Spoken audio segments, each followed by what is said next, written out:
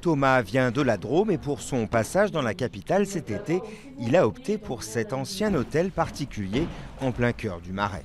Quelques détails sont là pour rappeler que ce lieu remonte au XVIIe siècle et pourtant nous ne sommes pas dans un 4 étoiles.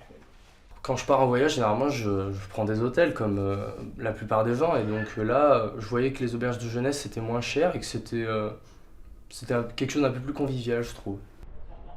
Une seule enseigne met en tout 3 demeures historiques à quelques pas les unes des autres. Pans de bois apparents, cours calmes, escaliers d'un autre âge, caves voûtées. Ici, les touristes viennent chercher la petite touche historique et un certain confort. La différence par rapport à des auberges de jeunesse classiques, c'est un certain cachet. Les chambres sont toutes équipées de douches. C'est nettoyé tous les jours, c'est très propre. Autre auberge de jeunesse, autre style, à 2 pas des gares du Nord et de l'Est. Ici, c'est une ancienne halle de marchandises transformée au cœur d'un écoquartier. Structure en bois et en métal, avec vue sur un jardin couvert. C'est super beau ici. Il y a de la nature et de l'énergie solaire.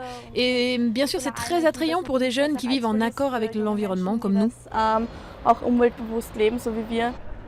Sur le toit se trouve l'une des plus vastes centrales solaires urbaines de France.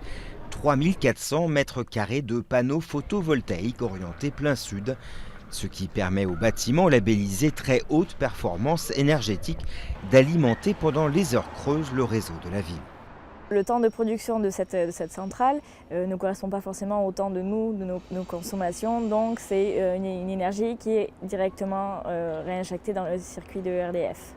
Autre particularité, un système de ventilation qui réduit au maximum les besoins de chauffage, mais qui oblige notamment à garder les fenêtres des chambres fermées. Tarif de la nuitée pour les 2 auberges, autour des 30 €, petit déjeuner inclus.